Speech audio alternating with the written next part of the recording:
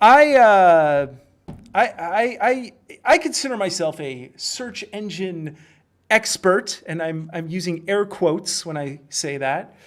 But how do you get like how does the visibility of that really show up for like do you know how Great. to? It's a great question. It's a great question. I have limited insights into it.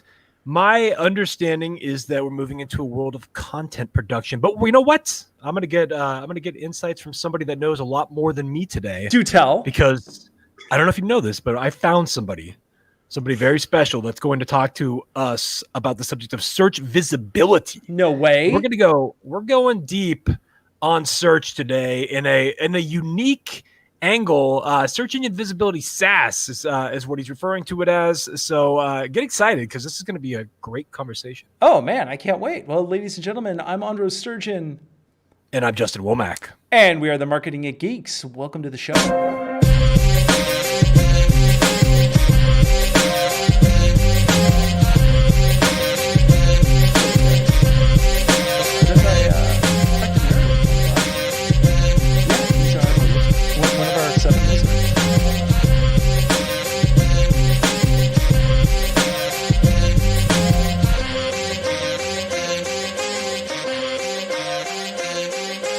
Yes, welcome, ladies and gentlemen, to the Marketing Geeks show. We are live streaming on podcasting, the whole kit and the caboodle, as they say.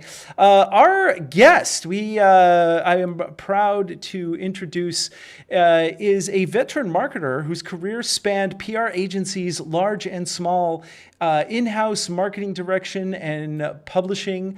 In 2009, Chris founded Purple Orange Brand Communications, which is a specialty PR agency in Jackson Hole, Wyoming. And he works with active lifestyle brands.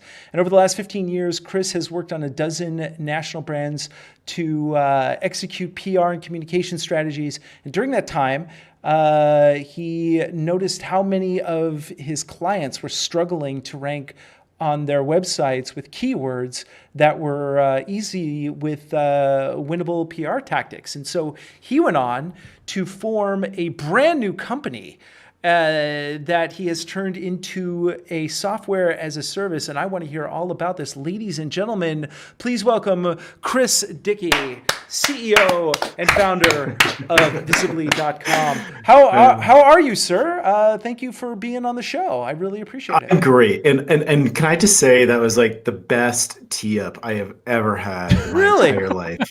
Yeah, from start to finish. Thank you very much. I appreciate that. That was all improvised. So acting. You mean it was rehearsed several times? That's right. Well, thank you for being on the show, and for the listeners who don't know about you and what you do, could you give us kind of a little rundown about what you do exactly? What do I do? Man, where do I start? So I am an agency guy. I've been doing that for the last 15 years. I've been running my own agency for the last 11 years. I'm happy to say that we're still very much in business, even through the pandemic, and doing quite well, actually. Funny enough, people like to buy outdoor equipment during a pandemic. It turns out being outside is a great way to be socially distanced. So Who knew? Yeah. Hey, we have a client who makes kayaks and they cannot keep the things in stock right now. So, yeah. Anyways, Well, I have a little secret I got to share real quick though, that because I live in Ventura County and not everybody is socially distant out here. I just hate to break it to you, but I've seen the beaches out here and they get pretty crowded. So. Well, go camping and you'll be, you'll be better off. So anyways, I have a PR agency. We do focus in active lifestyle, outdoor, mostly consumer goods. We do some nonprofit work as well and advocacy work.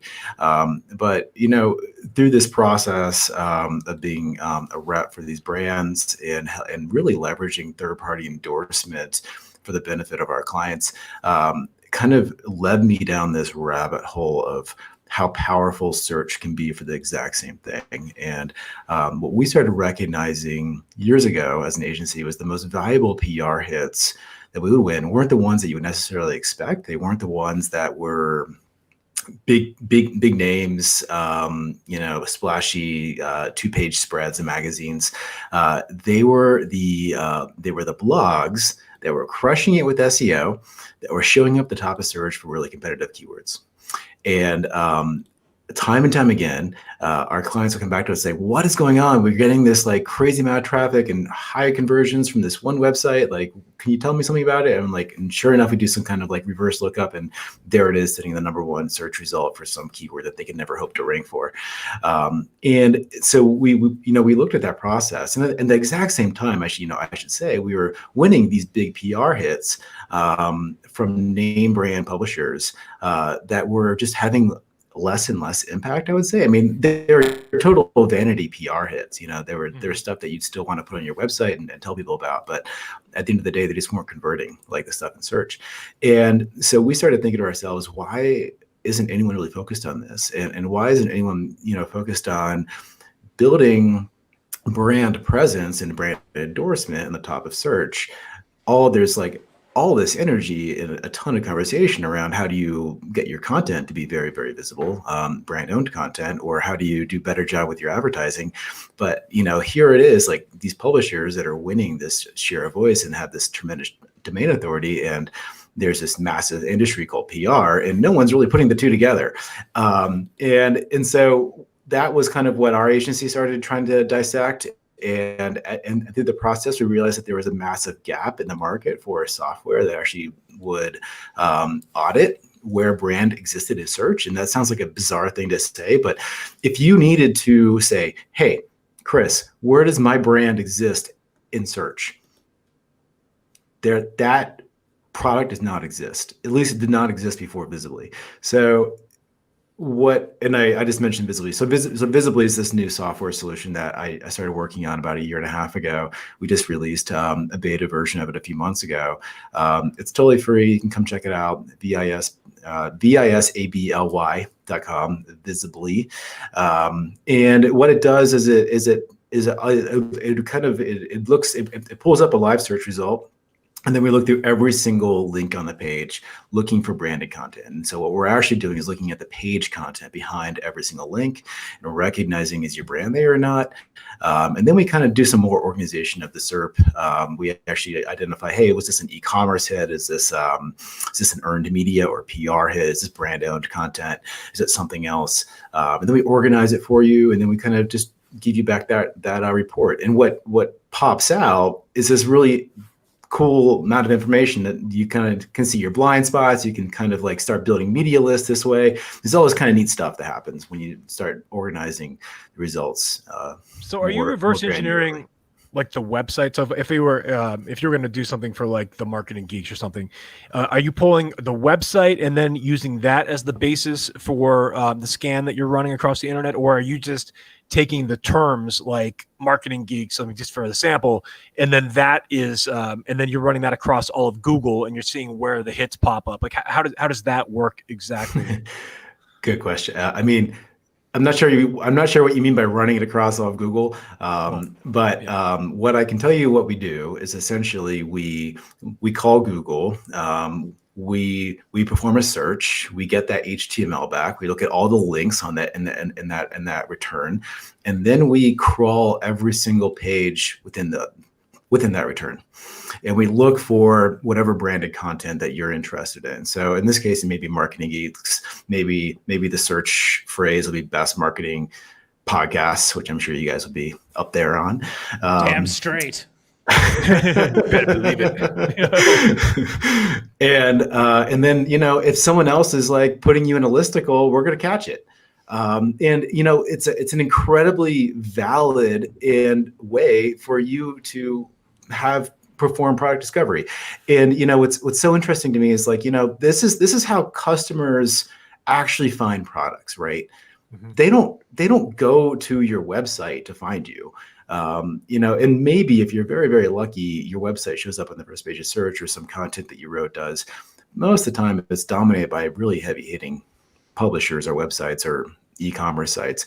And so all this discovery, and this is the way I see it as a marketer, is like, it's all about promoting discovery. Like that's what we're trying to do as marketers. And then there's a whole thing of retargeting, and I kind of stay out of that. Well, it's interesting what you mentioned right there about like discovering listicles, because with our podcast, for instance, we've been featured in several like top 10 lists, top 20 lists, and none of the authors of those articles have ever contacted us. So I've only discovered them by manually searching in Google and having to manually do that. So like you're kind of taking that process and automating it in a sense. That's part of what you do anyway. Is what we're really trying to do is we're trying to footprint where you guys exist in search. It's like every touch point on search, and we only look at the first page because that's really the only place there's any appreciable traffic. But any touch point on the first page of search, we're going to capture it, we're going to measure it, we're going to kind of organize it. Yeah, do you rank is earned media more powerful than free media? Not necessarily. In my mind, it really comes down to where you exist on the page. Are you at the top of the page? Are you at the bottom of the page? And I think you can go down a rabbit hole talking about kind of SERP features, because we're more or less talking about like organic links, but Google likes to populate answer boxes, and people also ask questions, and knowledge panels and local maps and all these different things. And so I think those SERP features will really affect the way people navigate and interact with the page. And so if you exist in one of those places, it'll affect your visibility. However, there's an extremely linear connection with your just organic link placement on the page. Has really nothing to do with whether it's an e-commerce site, whether it's Amazon or say like Family Circle magazine. It's like either one. It depends on, are you number one, you number two, number three, are you number seven, and across the board, people very predictably click top down. Of course. And as the saying goes, where's the best place to hide a body? Page 3 of your Google search, right? Because no one's ever going to look there. I hadn't heard that, but I'm going to use it. You can steal it because I stole it from somebody else. It was one of our guests. But so I want to get into the kind of the nuts and bolts of this and the reasons and methodology. But first, I want to go back just a little bit, because you actually started your own PR firm, and I'm sure you get this a lot. Like you look really young, right? So were you like one of those like prodigies? Like were you 4 when you started your PR firm? High school? I don't know. Like how did how old do you think I am? I would say that you look at it like in your 30s, maybe early 30s, like 20s. Yeah, I will turn 40 in a few months. Hell yeah, buddy! That's how you take care of yourself. And if you don't know what I mean, then watch the live stream right now. Good on you, man. I just cracked. I did shave this morning, so I look a little less scruffy than normal. I just turned 50 myself, and I don't look a day over 49. So. What do you? Let's go back a little bit, because you started your own PR firm. What were you doing that first before? Like, how did you get into doing PR to begin with? That's a great question. Thank you for asking that. So I helped start a little company out east, Nemo Equipment. For people who in your audience who like to camp, they may have heard of the company. They manufacture tents, sleeping bags. They've become one of the larger companies out there that makes tents, at least in the US. And, at the time I was the second employee. I was the first marketing and sales director there. It was like me and 2 other guys. And we had very little money, and we were trying to figure out how to get our stuff out there. And I was like, why don't we just get people to write about us? That seems cheap. and we had some pretty neat stuff. And so, I just started doing PR on behalf of the company, and I didn't really know what it was. I didn't really have any best practice. I didn't have any schooling in the subject. It just kind of came naturally, and became good at talking about what we were trying to sell and do and our goals, and people latched onto it. And within the first year, we had won, best inventions from Time magazine, and we were in a bunch of huge awards from Outside Magazine and Backpacker, and we were on the Today Show and all these different things, and that launched the company. And we did it within budget. And so who were you reaching out to? Were you reaching out to private blogs then at the time? You said you were reaching out to get people to write about you, or were you reaching out to camping magazines? I was reaching out to editors. I was networking in. We didn't have any special software at the time. It was full on just scrappy grassroots networking, from a 23-year-old kid and a couple other 20-year-old guys making tents. So just picking up the phone and calling and just yeah, and honestly, like getting in the car and driving to someone's office. That's cool. And saying, "Hey, I'm in Boston. You're in New York. Why don't we meet up?" Yeah. And, it's funny because one of the things that we've often talked about on the show is how people really are getting a distaste for these automated messaging and these like bots that reach out to 1 million people, and it feels phony. And the people that are having the most success. That's because it is, Andros. Really? Maybe that explains a little bit. But the truth of the matter is that more the people who are most successful are doing exactly this, like old school, like still reaching out to people in a way that is more personal and more about being authentic and being in your integrity. Relationship driven. Yeah, exactly. Building relationships, building your tribe. You know what? The power of a handwritten thank you note is insane. Like, it is. And this is coming from somebody who's starting a technology company. I can tell you right now, like you just say, guys, I really genuinely want to thank you. The best way to do that is I'm going to take the time out of my day to write a note and put it in the mail and send it to you. And just someone that's so infrequent that you would receive something like that like just the gesture goes so far, and it feels so much more like I like this guy or gal or whoever. It's a pattern interrupt. You're interrupting somebody's pattern. They're not used to receiving something like that. So it's just like it gets attention, and then all of a sudden they think of you at a higher level because nobody else does that. One thing I wanted to do is I wanted to bring this back because you had mentioned earlier that as part of your PR journey, you had been discovering that sometimes like the vanity of getting for example, like it could be like a Forbes article or something like that from like a major publication didn't always produce as good of results as something smaller. I wanted to hear you elaborate a little bit on that because that's something that I find kind of interesting just hearing you talk about it. But what was your experience with that? Like, what did you discover in terms of like landing these like major publications versus smaller ones and like the traffic results, and what have you learned over time? Yeah, and Forbes is actually an incredibly good example. So Forbes is a website. If you were to look up there, like unique visitors per month, it's like 40 million or something. It's something outstandingly huge.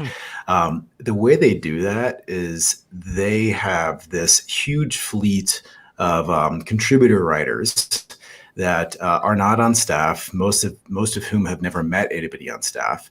And they don't pay them unless their article produces clicks. And furthermore, so it kind of, in one way, it's a really cheap way for Forbes to get a ton of kind of free content on their website. On another way, that volume and how rapid it is being produced makes it less valuable overall because the chances of it being seen just drop lower and lower and lower, and there's so much of it. And furthermore, all the contributor content, there's no followed links anywhere on that content. It's hardwired into the back end of their website that they don't follow any links if it's a contributor who wrote it.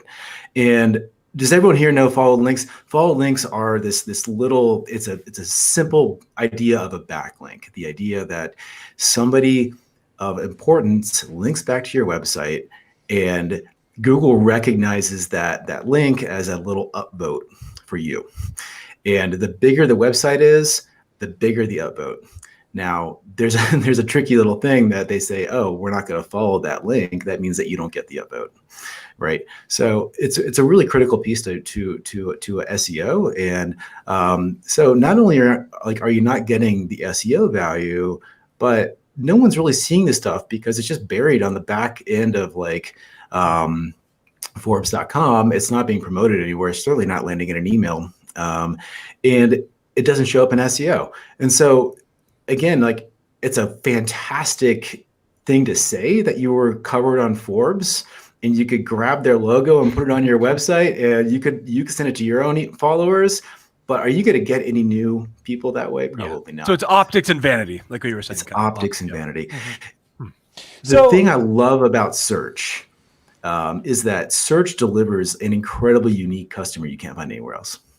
If you're in the business of selling some super niche widget, and where are you going to find that customer? Are they going to walk into the hardware store and someone's going to ask specifically for it? Like I'm sure that's probably part of, what their strategy is, but more likely someone's going to pull up their phone or jump on their desktop and type in, best unique widget, and they're going to show up on that exact landing page and they're going to have a very, very predictable click-through rate depending on where you exist on the page. And that every single person looking for that widget is pretty far down the funnel in terms of they're ready to buy, or they have a high degree of consideration, and that's a very big difference between like kind of advertising in general, because advertising is generally kind of a pray and spray technique, and it's getting better, but it's still pray and spray. Mm-hmm. And it's a full on numbers game versus like if you get on somebody, if you're showing up at the top of search for some very kind of unique search result, and there's 2,000 people a month looking for this result, those are 2,000 highly qualified customers that you're getting in front of, and it just saves you a lot of time and effort.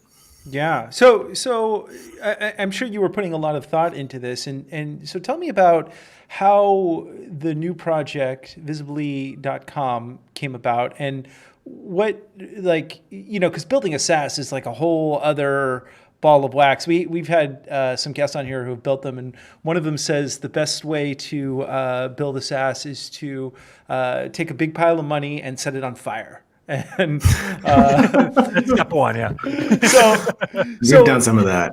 So how did this come about? And you going from, you're running your PR firm, you're thinking about the nature of this, and you see a hole in the market. So what was the process that made you come to the decision that this is something that had to be built? Well, I can tell you in all honesty, I never thought I'd be sitting here as a tech entrepreneur. I love marketing. It's where I feel very at home. I'm good at it. And we kind of stumbled, and I realized that there was a massive potential here for PR to get better integrated into SEO and search. And we started unraveling what that practice looked like. And as we did it, we were presenting it to our clients, and we were honing how we pursued these kind of hits, and we were using Google to build lists for us. And we were creating some pretty interesting spreadsheets, and we were presenting it to clients, and it became the most valuable thing that we were doing for our clients.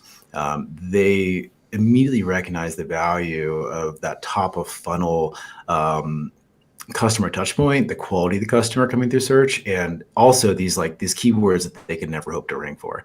So we were just creating value where they could never go. And furthermore, they didn't have to ask us to do it. We just kind of figured out, hey, we'd like to do this for you. And they're like, awesome, go do it.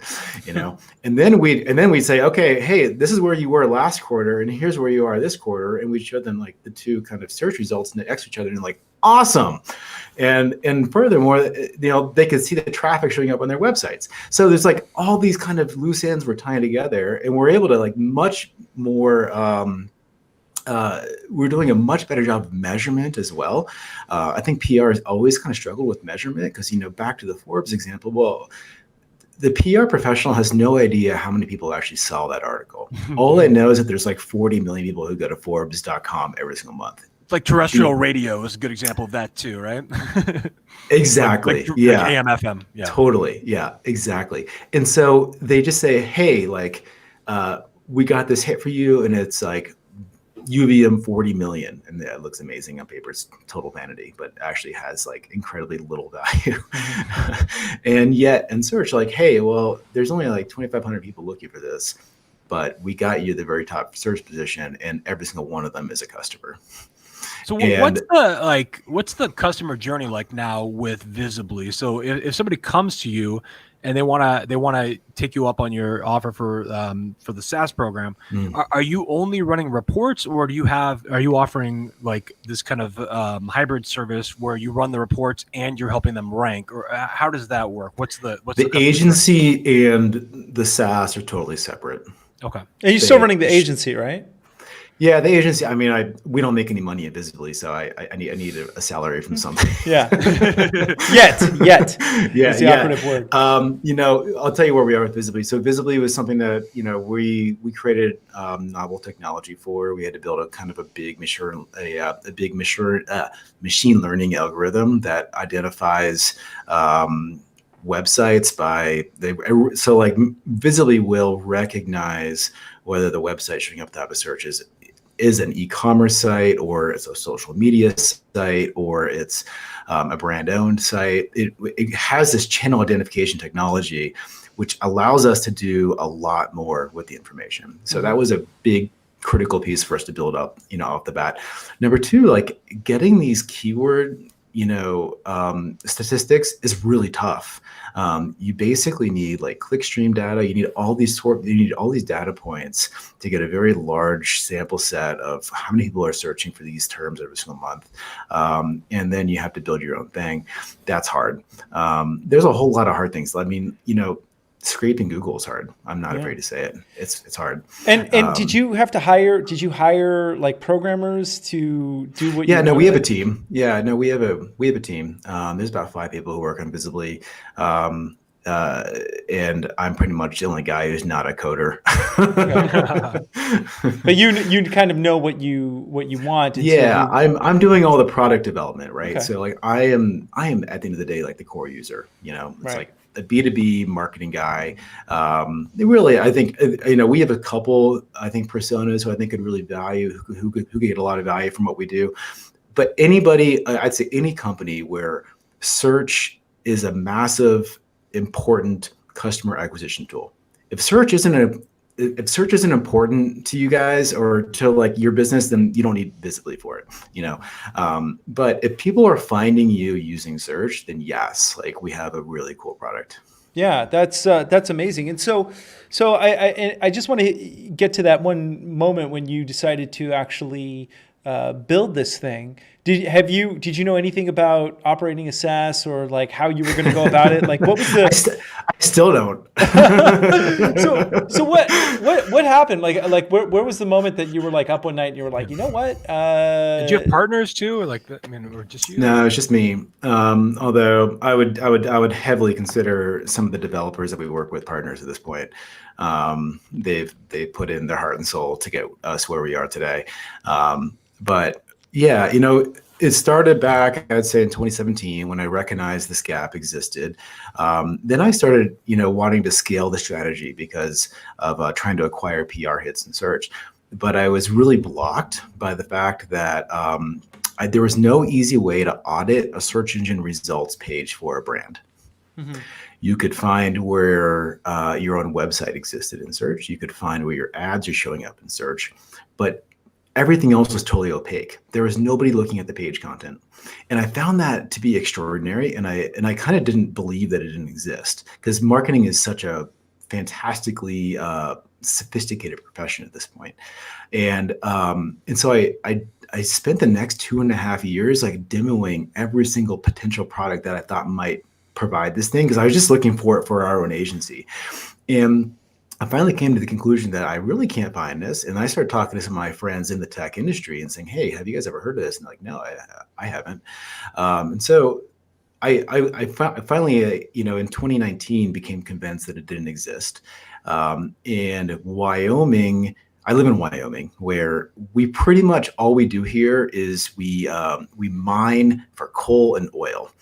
And I don't know if you guys know this, but coal and oil have had better days. Really? I have Wyoming, the tech hub of the world, right? I have a coal-powered coffee machine that I love. It's like thick black coffee. So, how did you find those people then? We networked our way in. Okay. All of our engineers were people who we had some kind of firsthand connection with. And yeah, I mean, I guess, in the very beginning, it was just me pitching this idea that seemed kind of out there and no one was doing, and I'd never done it before, and so it was a hurdle to get somebody to buy into what I was talking about. But I think the agency had enough success that people were like, okay, well, this guy at least knows what he's talking about. Like, it doesn't seem like it exists, and so there's an opportunity to be a first mover here. And so yeah, people got excited, and then we were able to show some momentum. Like, where I was going with the Wyoming thing is that Wyoming is very interested in diversifying our economy in the state. And tech is not the only place that wants to diversify, but it seems like, why can't we do tech in Wyoming? There's really not any tech in Wyoming. We have decent internet. Fishing. Like, there's fishing, there's hunting, there's some rock climbing, a lot of cattle. But anyways, so we won this grant from the state of Wyoming to kind of get up and started. Yeah, so they gave us some money, and we used that. It was kind of like, hey, let's see if we can develop an MVP, and we did. And then we got something that was patent pending, and we showed it to some investors and so we got some angels on board, and then they kind of gave us enough of a runway to say, can you make this thing happen? And that's where we are today. So that was kind of, Wyoming got us through that first bit, which was the hard that no one's going to invest in us at that very, very early stage. And so the state did. And then we got to a point where we kind of talked to some investors into it. And, you have a functional SaaS product now with going with Visably. And so I want to hear a little bit about your strategy and vision here. So like how, other than, appearing on like a top marketing podcast, like the Marketing Geeks, like how else are you going out and leveraging your experience in PR and marketing to promote the SaaS company? What's the kind of general plan to promote this? Because there are people that listen to the show that are starting up SaaS companies, things like that. So I want to hear a little bit about your process for making this thing fly. Yeah, totally. So I don't think I have all the answers in the world, but I'm 100% going to pull every lever I can in the PR space, because that's where I come from. And this whole idea of search engine visibility, which I started off talking about, I'm not sure I really defined, but it's the idea of improving the likelihood of discovery in search by any means necessary. And really what it comes down to is identifying what are all these common keywords that people are using to find SaaS solutions, or they're asking questions about, and can we get in front of them? And can we get on those listicles of best free SEO tools? Can we get on those listicles? And they're driving thousands, tens of thousands, hundreds of thousands of traffic to those places, like best PR tools, whatever they are. And I know we can get there, and we haven't really turned it on yet because we're still kind of in our beta phase. So where we are today, we launched the product, a beta product in July, and we've since, and we knew that it was buggy, and so we've been using it. And it's a very limited. It's basically a tool that allows you to audit a search in like any search you like, and then we deliver kind of a suite of kind of pretty interesting metrics that come out of it. It's limited in its usefulness. I think it's really interesting, but as a marketer, what you really want to do is audit hundreds, if not hundreds of thousands of keywords at once. And that's where we're headed in another month or two. We have a platform called Visably Pro, which will allow you to scale this whole thing and say, take the term Marketing Geeks and then say, here's 2,000 keywords that we're interested in, and we're going to cross-analyze all 2,000 of them, and then we're going to organize that result. We're going to extract all those lists, and we're going to see, what our blind spots look like. So because we want to crush every other so-called marketing geek in the market. That's right. There can be only one. So the doppelgangers. What would somebody employ as a company or a marketer once you get like that list of information, and you end up you have the data now? How do you leverage it? So if I see that if somebody's looking for the best marketing podcasts of all time, and we have an opportunity to nudge that. What kind of strategies would we want to employ to make sure we start ranking for those particular keywords? Well, Visably is fundamentally a multi-channel search strategy. What we're trying to do, and I don't know if we'll ever be successful in this. We want to break down the silos. We want the sales team to talk to the PR team, to talk to the SEO team, to talk to the SEM team, and because they all interact in the exact same sandbox, right? Mm-hmm. They're all competing for that same customer click. So why not stack the deck in your favor? Is kind of my take on it all. And I'll tell you from kind of a PR perspective, one of the biggest challenges for any PR professional is developing a list of people who you're supposed to be talking to. And there's some really big companies out there that all they do is help you to help you list build. But what's really crazy about Google is Google elevates the most relevant content for any subject in the world and puts it right in front of you. If you could just extract it, right? And like scale it. So there's approximately 10 organic results for every single, page on Google. Let's say you're tracking 1,000 keywords. That's 10,000 unique results.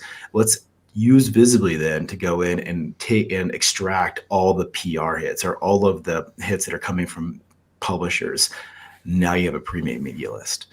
And so that's the sort of power I think that's really, really interesting about Visably, is that rather than taking these big, just putting together these kind of slapstick media lists that you might really not know any of those people, you have no idea if they even cover your content, but you're like, hey, they work for, Shape Magazine. We're going to throw them in our media list and see what happens. Now you're only going to talk to writers who have actually covered your stuff or are interested in your stuff because you pulled them off of Google. So that's in my mind, that's a really powerful thing. And that's what we've been doing as an agency. And it's resulted in some awesome results. I mean, basically we don't miss a beat because we're because we're scraping Google and we're pulling all this stuff out. But the same thing happens for e-commerce. And I'll give you a good example is that, you have Amazon or Best Buy or Lowe's or Home Depot. They're doing really, really well in search for, say best drill or something like that, or whatever it might be. Someone clicks on there's going to be a landing page, and it's going to be a very similar, kind of click pattern. People are lazy. They're going to select one of the top rated tools that Best Buy's are, or that Lowe's is offering, and they're going to click through and they might buy it. And the thing is, if you're selling a drill and you have a relationship with Lowe's and you're not being merchandised on that page, you're just missing out on a massive sales opportunity because they're driving a massive amount of people who want to buy drills. And there's no way to audit search engines for that kind of visibility. You can't even have that conversation right now about merchandising online. Mm-hmm. So, it's not just PR. There's so many other things. And I'll give you another example. So for people who are making major ad buys on Google, one metric that they do not use, which is crazy to me, is they do not look at their organic visibility within the SERP. They look at everything else. They even look at their own SEO rankings within the SERP, but they have no idea what their organic visibility within the SERP is because no one's been measuring it up until now. So if you just had one more metric, I mean, we have some clients at Purple Orange that spend upwards of $100,000 a month on Google Ads alone, and there's companies that spend way more than that. If you could just add one more metric to your arsenal of stuff that for consideration, like how you're making buys and how you're bidding on words, I feel like it could really improve your strategy. It could help stretch your budget. What Visably does is that we measure the likelihood of discovery with any given search result. So it's I want to ask you about something you said earlier about building this media list. You build this media list based on actual search term results and who's actually ranking for what you want to rank for. Now, what's the next step in that process? Are you just reaching out, asking for backlinks? Are you reaching out, asking to have them write articles? Like, what's the next step where you're contacting these people? What is your all the above? how do you leverage that next? I mean, for a PR professional, it's just all about like, who are you trying to build relationships with? Like back to the beginning of this conversation, and who do you recognize as an influencer in the space? And it's like if they wrote a review on tents that's showing up in search, and it's back in 2018, and now it's 2020, and it's still the number 3 result in search, well, it's about time for them to do an update. So it's just, again, like, it's like recognizing here are the writers, and whether or not you can get into the article that's already on there, maybe you can get in front of the next one. And I think that's the point. And so this is a long-term strategy. This is not like a wham bam, thank you, ma'am. Like, hey, we're going to pull a search engine visibility report and we're going to be up there. This is a 6-month strategy. Yeah. I mean, we all search engine results are, you got to put in 6 months. We look at it in terms of quarters, and we like, hey, Q1 versus Q3. Here's how you're doing. So, what's kind of next for you? Like, are you looking at? Well, let me ask you a kind of a strange question, because I actually haven't asked this of anybody who. Get weird, Andros. Get weird. I know. I'm gonna bring it. You're familiar with Appsumo, right? Appsumo, yeah. Have you like every, it's Justin and I often joke about how we're not addicted to drugs because we're addicted to Appsumo, unfortunately, or fortunately, I don't know. Have you thought about doing like any kind of Appsumo deal to grow your user base, or doing anything along those lines? Yeah, we've considered it. I mean, I think the more that I look at Visably, the more I start to realize that it's much more of an enterprise-based solution than I originally thought it was. And the reason why I say that is that Visably is most interesting for brands that have a large presence in search that they can't measure. Mm-hmm. So, like, for instance, like a brand like Nike, like they're operating in all these verticals. They're being covered by everyone under the sun. There's no reporting on how they're performing, but they're all over the place. They are. So it all of a sudden opens up like a tremendous amount of opportunity for brands like that. If you're a brand new company and you have no presence in search, you could use our stuff as a list building tool, but your brand visibility is going to be 0 for every single search that you look up. So it's less satisfying of an experience for a brand new company. Gotta please that ego. Yeah. I mean, it's just, I don't know. And the other thing that I recognize is that because we're employing and we're encouraging people to execute a multi-channel strategy, they kind of need to have those levers at their disposal. Like, if you don't have a PR wing going on, if you don't have a dedicated e-commerce team working on that channel, if you don't have an SEM team, it becomes kind of unwieldy, like what you do with this information. Yeah, for sure. And so, sometimes there's too much data, and it's hard to swim through. And I've made that mistake where I want to really impress some clients, and so I throw every bit of data at them. And it's that old saying that the ancient Mayans couldn't. It may not be the Mayans, so please don't quote me on this.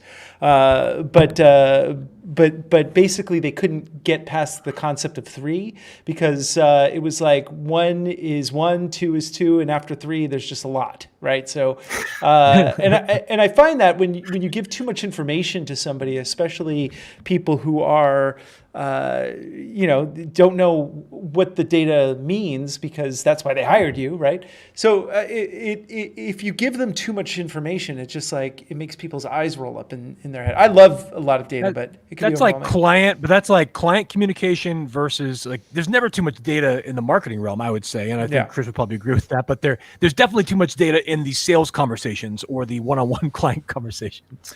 What's your take, Chris? I think the organization of data is really important. Yeah. So it's like you have you have just a flood of data, but like how do you kind of distill it into interesting actionable insights, right? Like and so that's I think that's the crux here, is how do you take data and make it useful? Well, what's AI's role in the future of doing that? Because that's kind of one of the things I think AI will be most useful for, and it's already doing this to some extent with certain algorithms. But like, what do you see as the future of data organization? Like pretty soon, I would imagine that AI would be able to take that data like all kinds of over the place and interpret it in ways that we can't even do, or it would take us forever to do, and do it much faster. Is that something, a role of AI that you see, or what do you see going forward? Yeah, AI. There's lots of different types of AI. Like it's hard. It's important to kind of recognize like AI is like is a buzz term. There's all when you talk about like the whole computer science behind it all. Like there's very different types of what they're doing out there. In terms of, I think, my space or the marketing space, an area which I would love to have Visably explore in the future is the idea of coming up with an intelligent algorithm that tells you how to allocate marketing resources keyword to keyword. And it would say, okay, this keyword is a PR play and you should spend this much money on it, in terms of like your bidding strategy. And once you reach this threshold, you're going to pull back and you're going to allocate it here. I think that would be really an incredible breakthrough for marketers to have something looking deeper into the search results and how the brand is performing, and actually just tell you how to spend your money in your resources. Google would hate that. Yeah, Facebook and Google would hate that, because I think part of the money they make is, as another old adage is 50% of all your marketing is completely wasted. But the problem is we don't know which 50% that is.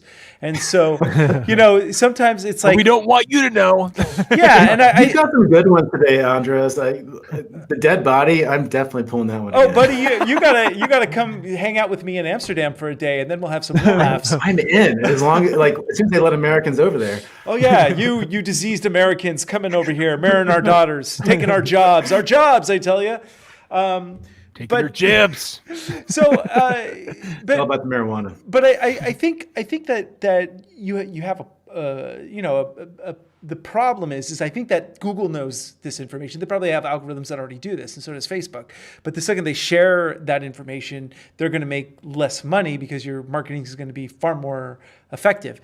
And I think that's part of the problem. My feeling, there's one way to fix Facebook and one way to fix Google. And the way to fix Google would be to make the algorithm that makes the search happen open source and totally transparent with all the data available. And they basically just keep it like an open source project like Wikipedia. So all the metrics that it's using. And then they run... Will never happen, but... Yeah, but that would be the way to fix Google. And then the way to fix Facebook is you wait till Elizabeth Warren president. Yeah, just kill Facebook. I mean, Elizabeth Warren, even if she became president, she's going to kill Wells Fargo first. First, it's Wells Fargo dead. Then Facebook. These are all my favorite companies. And then everyone has to publish their algorithms. If she gets Comcast, Wells Fargo, Facebook, those ones down, I will cheer. Well, we're coming close-ish to the end of the show, but what I'd like to find out is something a little more practical, and that is if someone doesn't have access to Visably, right, and if they are just figuring out strategies to just make their search results better, what's kind of some bullet point things that someone can do to make sure that they're employing like best practices the way based on your state of what your state of mastery is? Yeah, great questions. I think the very first thing you have to do is like establish what your keywords are and understand how your customers find you. I think reverse engineering your customer's journey is like the most critical thing that any marketer can do. And so it doesn't always have to start on search, but that's kind of what we're talking about today. So, we're talking about keywords. We're talking about like, what are people typing in? How are people interpreting what you think? How you think your customers find you might not be the actual way that customers find you. Absolutely. And so you can validate that just using Google. You don't have to use any special SaaS solutions. What tools do you recommend to Google Auto Suggest is actually quite interesting. People also search. is very interesting. And you start to get a good sense of how Google wants to interpret and actually is kind of pushing you toward a certain keyword, and you're like, oh, well, that must be the one. And I'm gonna start looking at all these. Yeah. And then the other thing that I think I would really encourage people to take a look at, which I think is kind of under leveraged in SEO today, is the idea between transactional versus informational keywords. So just to quickly talk about what this is, it's like the idea that Google, or any search engine for that matter, has to make a judgment based on what you want to see or get when you're asking a question. So let's just say something really broad, like running shoes. Someone types in running shoes. There's a tremendous search volume behind the term running shoes. Google has to make a question. Does this person want to buy a pair of running shoes? Do they want to learn about running shoes? Do they want a definition for running shoes? Do they want to go to a store close by that has running shoes? They have to make all these determinations based on that very, very simple keyword. And then the sum of those parts will tell you if it's click to buy or click to learn or click to go. And you have to build content that is in alignment with the way that the intent of the search plays out. Because if you build click to buy content for a keyword that's actually click to learn, you'll never show up there. So it's that idea of search engine intent is a big one. So again, it's like, figure out your keywords. There's actually a ton of free tools out there that you can kind of look and find keyword volume. Visably is one. There's one called Uber Suggest. There's a handful of others. I think Search Console, like just Google Search Console, if you connect your site to it, I think it'll start feeding you like how people found you. And so and of course Google Trends is really handy. Google Trends, I was going to bring that one up as well. But there's a lot of evergreen stuff out there, and so Google Trends isn't going to capture that. And honestly, like it is about the evergreen content and identifying what that is. Yeah, absolutely. And so what kind of content would you, at this point, what's kind of the best type of content that people can be creating to especially for like long tail keywords or keywords that help with visibility? What do you recommend in this day and age, in the year 2020 end times? Oh gosh, that's $1 million question, and it might be beyond my pay grade. What kind of content? Well, what's the kind of content that your firm develops? I think that every single keyword has to have a different strategy. And so a long tail keyword, you might have a decent chance of getting your own content up there. And if you can, go for it 100%, like if you can control the user's experience on your own website, you should. But I think what we recognized is that there's a whole lot of content that receives a whole lot more volume and a whole lot more opportunity to acquire customers that your site is probably never going to get. So then it becomes, the strategy shifts to saying, okay, we're going to use our PR team, we're going to use our e-commerce team, we're going to bid on these keywords, whatever they might be. But you have to look at it pretty granularly, but there are ways to kind of sort those out, right? Like there's kind of bigger tools to say, okay, this is the bucket of informational keywords. Here's a bucket of transactional keywords. Here's a bucket of keywords that we think we can rank for with SEO. Here's a bucket of keywords that are really PR focused, so on and so forth. Cool. And where do you think, in these strange times, do you think that the future of search is going to change? I mean, like how do you, based on the trends that you've seen, what do you think the next iteration of all of this is going to be? God, if I know, but I think voice is without question. You think so?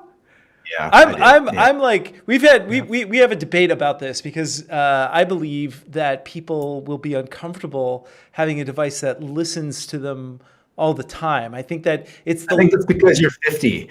That's very well He possible. called you old, Andros.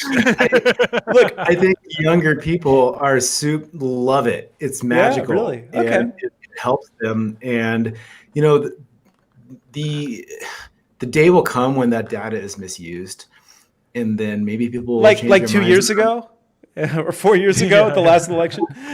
Like when Palantir IPOs next week. Because it hasn't been misused at all. Well, as soon as they start like adjusting your insurance rates by like listening to your Alexa, you know. Yeah. You get the Facebook social score like in China, like the social media score. So you think any episode of Black Mirror? That's what's happening in China, apparently. So it's become an episode of Black Mirror. It's like the fully immersive version of Black Mirror, China. So what, like, as far as, so you think that voice is going to have a place? I think voice is one. I think another one that's really interesting is, what is it? Google Lens, where you can just take pictures of stuff and there's like augmented reality and it kind of recognizes the object in front of you. It's just a different way of executing search, really. It's like Google has this fantastic way that you can hold your phone up to a sign and it'll just translate it. That's so amazing. And I got to tell you, like, being in another country and having Google Translate, it's magic. It's like having a superpower to, it's just, and that's the weird thing about this. And this was something that was mentioned on The Social Dilemma, which I recommend everybody watch. I saw yesterday that there was I think it might have been Facebook. It might have been Google, but I think it was like Facebook or another network just cut a deal with Ray-Ban to do a new version of smart glasses coming up for 2021 or 2022. That's probably going to leverage what you're just talking about right there. But I do think that's a lot of the future is we're going to have like smart glasses where we see things and it's going to pop up with like the price, where to buy it. Like you could look at somebody's shoes and, it'll tell you where you can get them, those kind of things. It'll be doing reverse image searches automatically, all that stuff. I do think that's big. The other thing I just want to add is on voice, because I am young also, like you, although I look older than Andros, but I'm 37. But I have no problem with the privacy part of it, but I do have problem. I'm not necessarily on board with buying on voice yet. So I don't know if that will change over time, if I'll get comfortable making purchases by voice, but I do like searching through it, and I do leverage it like the Alexa device and things like that.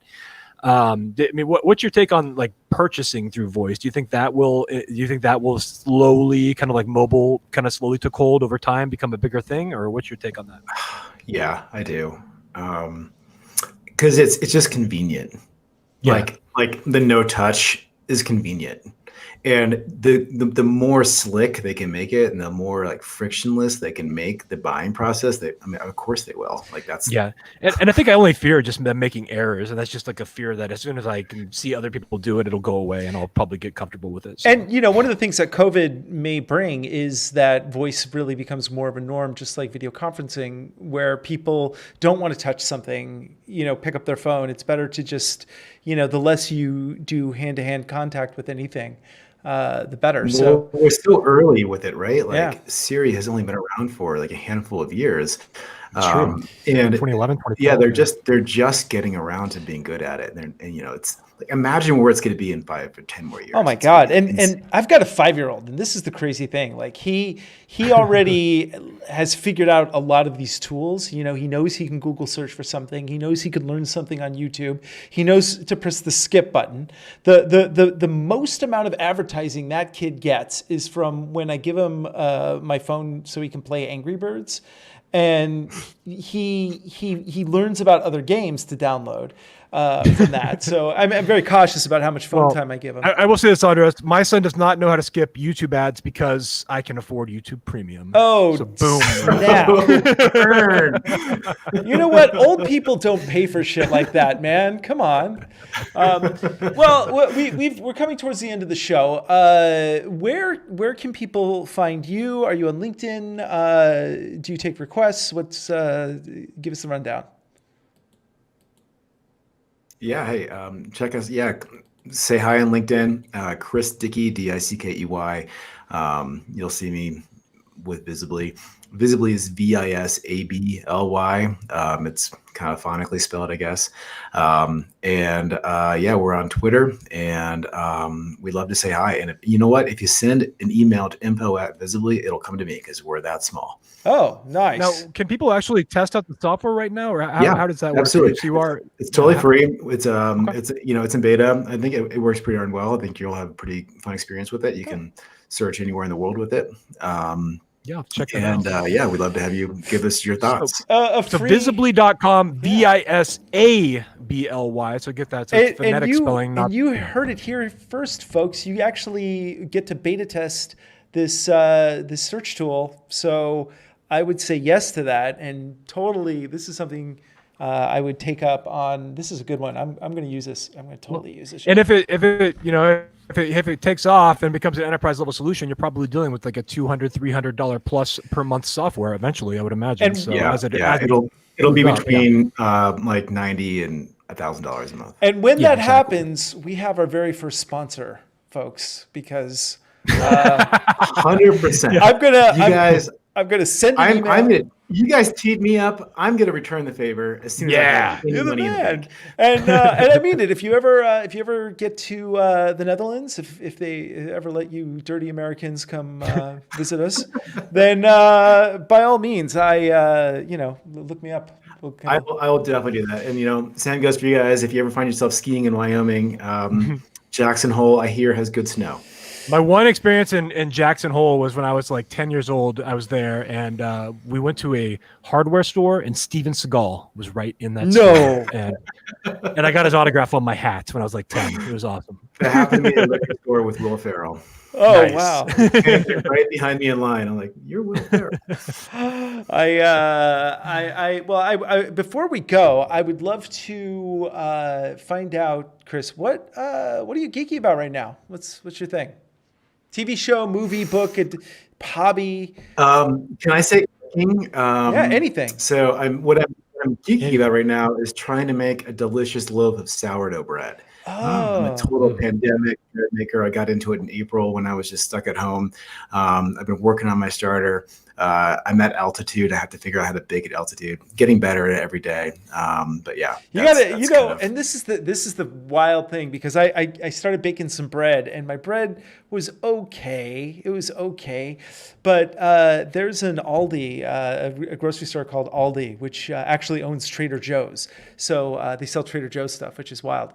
But they have the best bread. Like, it is the best bread, and it's super cheap. And I feel like, man, like, no matter how good a loaf I have, it's this stuff I can get for like €1.29 is like so much better. So I mean, it's like collecting records, I mean, but I think it's awesome. I mean, I've gotten into cooking a lot during the pandemic, but what tricks to have a good sourdough starter would you recommend? Like, how would someone get started with that? I think that what I've had to do, because I live at 6,500 feet, is really dial in the moisture content, really dial in how long I let it sit around. It's also kind of colder here than most places, so it doesn't rise as fast. So I've had to like iterate the recipe like a million times to get it to do anything that resembles like a decent loaf of bread. But it's getting better. So I don't know if I have tricks for you, for the listeners out there, but the one thing I would say is like, look, like maintaining a starter is not hard. You just have to do it. It's like, just get over your laziness, feed the damn thing every other day, and you'll have a starter. Nice. The secret is to go on Amazon and get that San Francisco sourdough bread shipped right to you. That's the secret right there. Justin, what do you? I grew up in the Bay Area, and that was some damn good sourdough bread up there. That is good sourdough. But it's the climate. Yeah. It's actually because of the climate and the moisture level and the whole bit. Justin, what are you geeky about? So I'm finally kind of pushing on trying to get a book written. So I did hire somebody to help me. I think like mostly I know how to do all the processes and everything, but I need to be held accountable at times. So I'm trying to get a book done, and then we want to get a book done together as well here. So like one of my big goals for the next 12 months is to really get a book out there for PR reasons, for vanity reasons, whatever. Part of it's just like a personal goal. I don't care. I'm not looking to make money off it. I'll tell you that. I don't look at books as money-making opportunities. I look at them as pure branding plays. But then you will be an author and a podcast host. Well, that's right. So when I get introduced as a speaker, you're going to call me a best-selling author because of my tricks on Amazon. That's right. That's right. And being a best-selling author and a podcast host sounds a lot better than being a guy. Yeah, just being a guy. Just that being a guy. Let's see. You know what I got into just the other day? I'm only a few episodes in, so I'll probably have a deeper report on this. But I started watching Cobra Kai, which is... Oh, you did. Okay. And it's very charming, and I have to say that nostalgic, I'm sure. It's good. It's good. It's like they did something really interesting. And if you haven't seen the original 1985 Karate Kid with Ralph Macchio and Pat Morita, it's such a great movie. It's such a classic 80s movie. And the way that they played against it is really wonderful. So yeah, it's interesting. It's kind of fun. I'm still really, hyped up on Bill and Ted. It's going 3 or 4 weeks in, and I'm still hyped up on Bill and Ted 3. Really like the robot on that movie. Really big fan of the robot. We need to get you to see Tenet somehow, man, so you can get onto a, Well, I want to see it in IMAX though. I don't want to go see that movie. I don't want to watch a cheap bootleg of it. I mean, that's a movie meant to be seen a certain way. Yeah, it's pretty wild. Well, with that, ladies and gentlemen, thank you so much for being part of the Marketing Geeks. And with that, we are the Marketing Geeks, and we are out. Stay classy. Are we gone? I'm stopping that. The stream is almost done.